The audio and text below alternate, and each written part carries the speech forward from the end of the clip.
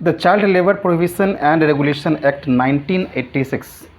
इस वीडियो में आप चाइल्ड लेबर के बारे में जानोगे, जो कि आपके एग्ज़ाम के लिए बहुत इंपॉर्टेंट है। जब कभी भी आपको कोई कम्पिटिटिव एग्ज़ाम देते हो, इसके लिए भी इम्पोर्टेंट है। चाइल्ड लेबर एक्ट और चाइल्ड लेबर एक्ट में प्रोहिबिशन में टी आई होगा, इसमें डबल आई मेंशन हो गया, ये रॉन्ग टाइप हो गया, right. The act came in force from 23 December 1986। Act का पर्पस क्या था, एक्ट क्यों बना, एक्ट में क्या क्या मिला, क्या चाइल्ड लेबर को किस तरह से रोकने की कोशिश किया गया, क्या चाइल्ड लेबर पनिशेबल है, कब कोई भी पर्सन इंडिया में लेबर के रूप में काम कर सकता है जिस पर किसी भी तरह का कानूनी कोई कार्रवाई नहीं होगी। आपको इस वीडियो में सब कुछ मिल जाएगा। Act prohibit the engagement of children in certain employments and to regulate the condition of work of children in certain other employment. आपको देखने को मिलता है कि कहीं कहीं कुछ बच्चे भी काम करते हैं, तो क्या वो पनिशेबल होगा, क्या आपका काम करने योग्य हो जाते हो, दोनों चीज़ आपको जानकारी मिल जाएगी। पूरा वीडियो देखेंगे। नाउ सबसे पहले जानते हैं कि डेफिनेशन कि चाइल्ड हम बोलते किसे हम चाइल्ड बोलेंगे। Means a person who has not completed his 14th year of age, यानी यदि 14 साल का नहीं हुआ है तो आप समझ जाइए कि वो चाइल्ड है। Establishment include a shop, commercial establishment and workshop, farm, residential, hotel, restaurant, eating. मतलब जो कोई भी इस तरह का कोई बिजनेस स्टार्ट करते हैं, फर्म स्टार्ट करते हैं, होटल स्टार्ट करते हैं, रेस्टोरेंट स्टार्ट करते हैं, तो उसे हम बोलते हैं इस्टेब्लिशमेंट, जिसमें कोई ना कोई पर्सन क्या करता है, काम करते हैं, जहाँ काम किया जाता है और वहाँ पर पैसे दिया जाता है, अर्निंग की शुरू हो जाती है। Now, prohibition of employment of children in certain occupation and process. आखिर कौन सा प्रोसेस है जिससे कि बच्चे को रोका जा सकता है काम करने के लिए, और कौन कौन सा ऑक्यूपेशन है, सर्टेन ऑक्यूपेशन, जिसमें कि बच्चे काम नहीं कर पाएंगे, राइट, चिल्ड्रेन काम नहीं कर पाएंगे।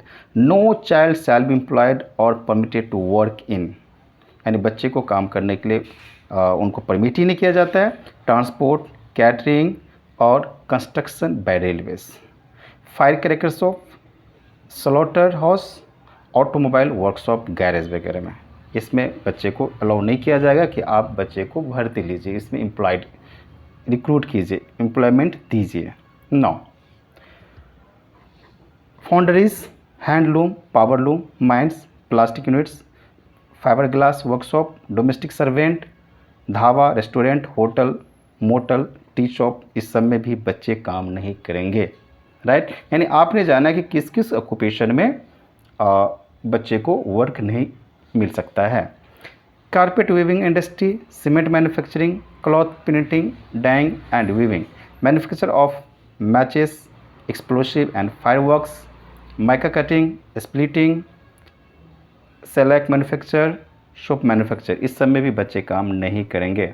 नौ, building and construction, gem cutting and polishing, cotton industry, manufacturing pesticides, insecticide, paper making, oil refinery में बच्चे काम नहीं करेंगे।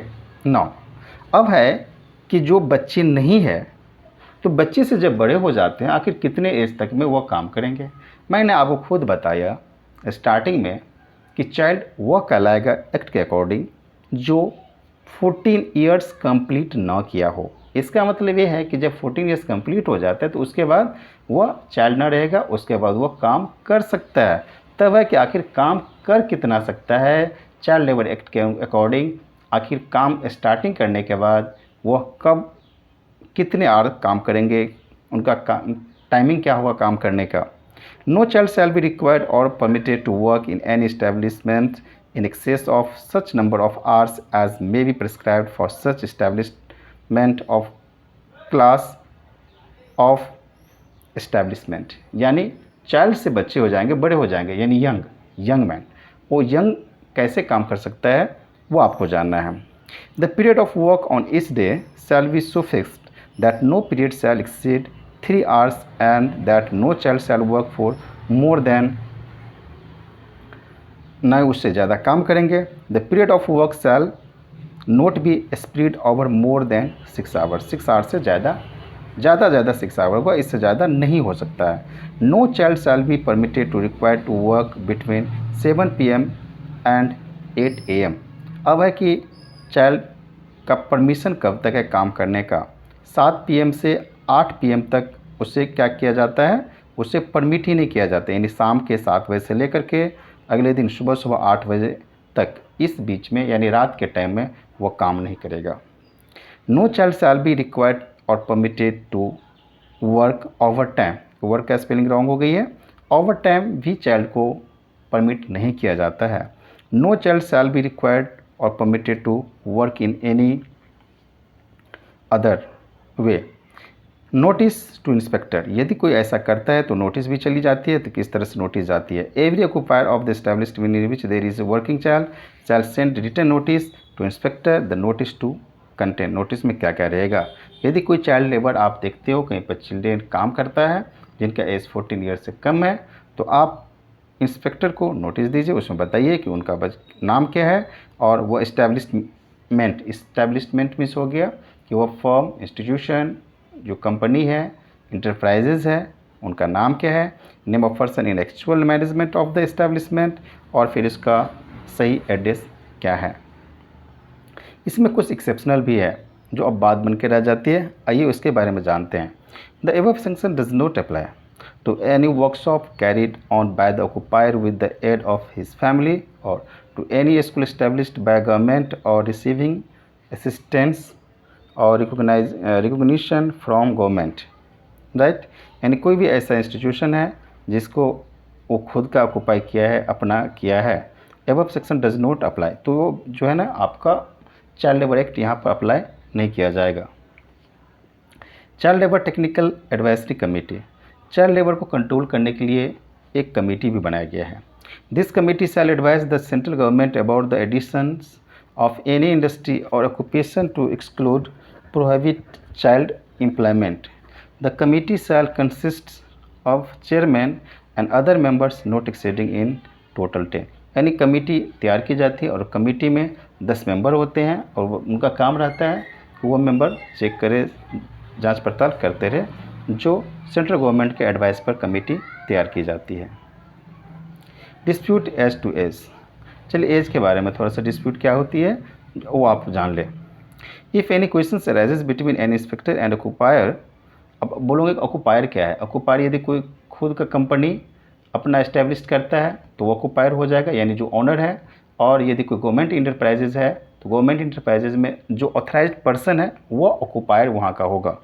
नाउ मैं बता रहा था, and occupier as to the age of any child who is employed और is permitted to work by him and establishment in his absence of any certificate as to age, refer the question to decision of prescribed medical authority। यानी उसे medical authority वाले करेंगे कि इसका सही certificate क्या है, उनका एक्चुअल एज क्या है।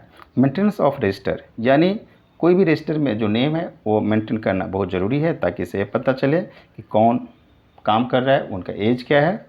Every occupier shall maintain register for inspection by inspector at all time during the working hour showing, यानी कभी भी वर्किंग आवर में कोई इंस्पेक्टर आ जाता है और उस रजिस्टर से चेक किया जाता है कि आपके यहाँ जो एम्प्लॉइज़ हैं वो एम्प्लॉय कौन कौन है, वर्कर्स कौन है, उनका एज क्या है, आप कहीं चाइल्ड लेबर का तो नहीं कर रहे हो, कहीं चाइल्ड लेबर एक्ट का तो किस तरह उल्लंघन तो नहीं कर रहे हो।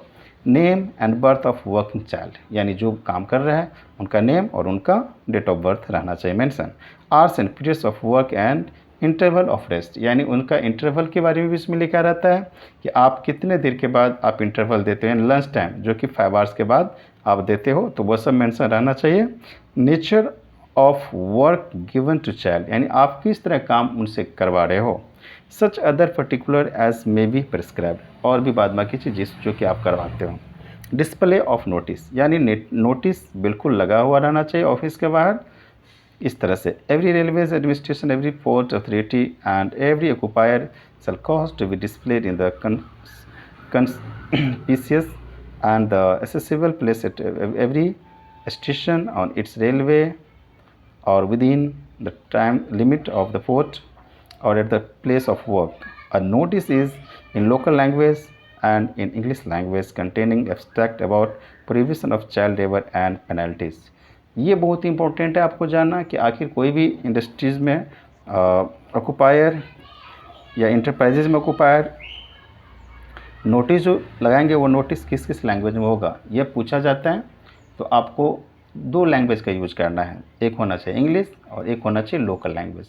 लोकल लैंग्वेज आपका लोकल लैंग्वेज जो है वो होगा और इंग्लिश लैंग्वेज में होना चाहिए, ना कि कोई दूसरे लैंग्वेज में। Health and safety enterprises establishment में, बिल्कुल इस्टेब्लिशमेंट में बिल्कुल ये भी ध्यान रखा जाता है कि जो वर्कर है उसका हेल्थ और सेफ्टी के लिए क्या क्या व्यवस्था की गई है। The appropriate government shall make rules for child employment regarding cleanliness at workplace, साफ सुथरा रहना चाहिए, disposal of waste and effluence, ventilation and temperature, यानी जो काम कर रहे हैं वह काम करने वाले जगह में वेंटिलेशन, जो गर्मी है वो निकलने के लिए, धुआं निकलने के लिए, गैस निकलने के लिए है कि नहीं प्रॉपर वेंटिलेटर, और टेम्परेचर वहाँ का काम करने वाले जगह पर वो कितनी गर्मी पड़ रही है ताकि वो काम अच्छे से कर सके। डस्ट एंड फ्यूम का क्या व्यवस्था किया गया है। Lighting and drinking water etcetera. Now lighting का भी ध्यान रखना है और ड्रिंकिंग वाटर की व्यवस्था को भी ध्यान रखना है। अब है कि यदि कोई इस्टेब्लिशमेंट लेबर एक्ट को फॉलो नहीं करता है, एक्ट को नहीं मानता है, गवर्नमेंट रूल्स रेगुलेशन को नहीं मानता है, आखिर किस तरह से पेनल्टीज हो सकती है।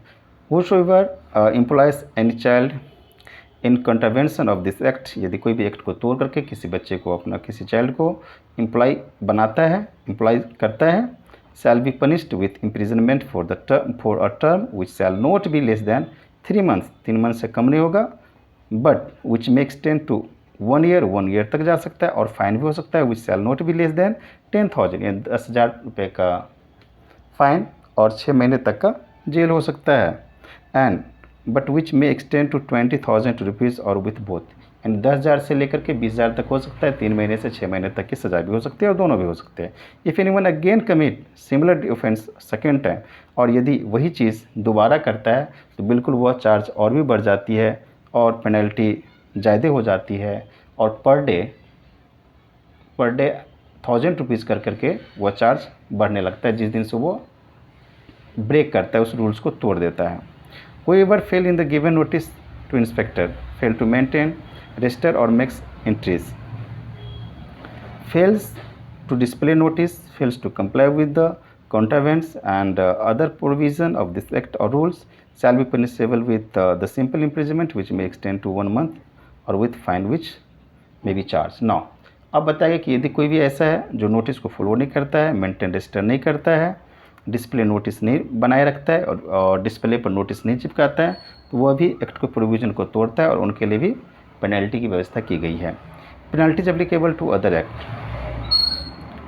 Similar provision with respect of provision of child employment in the found in Section 67 of the Factories Act 1948, Section 40 of the Mines Act 1952, Section 109 of the Merchant Shipping Act 1958, and Section 21 of the Motor Transport Workers Act 1961. The contravention of this section are punishable as per provision of this act. यानी जब act की बात करते हैं तो वो act एक दूसरे से कनेक्ट करके पेनल्टीज चार्ज की जाती है कि जब कभी भी जो पेनल्टी दी जाएगी वो किन से रेलेवेंट पेनल्टीज होती है। Procedure, any person, police officer और इंस्पेक्टर में file a complaint of the commission of an offence under this act in any metropolitan magistrate court or court of magistrate of first class. The certificate by prescribed medical authority shall be conclusive evidence of the age of child. The Child Labour Prohibition and Regulation Rules 1988 में क्या बताया गया? These rules came in force 10 अगस्त 1988 में force में आया। Term of child labor technical advisory committee shall be 1 year which may be extended for 2 years. The officer not below the rank of under secretary to the government of India may be appointed as secretary of the committee. आइए register का यहाँ पर नमूना दिया गया कि register किस तरह से मेंटेन होता है। नाम, father name, date of birth, इसका परमानेंट एड्रेस, ये सब आपका फॉर्मेट रहता है रजिस्टर में, ये सब कॉलम फिल किया जाता है, मेंटेन रहता है। जब वो आता है चेक करने के लिए, इंस्पेक्टर आता है, तो इस तरह का रजिस्टर, कंप्लीट रजिस्टर दिखाया जाता है। सर्टिफिकेट ऑफ एज का भी दिखाया जाता है, उनका एज कितना है, मेडिकल अथॉरिटी वाले देते हैं बना करके, जिसको बोलते हैं जनरली मेडिकल सर्टिफिकेट, जो मेडिकल ऑथराइज पर्सन जो है ना, जहाँ से लेवल बनाते हैं, ब्लॉक लेवल, अंचल लेवल सब होता है। Government medical college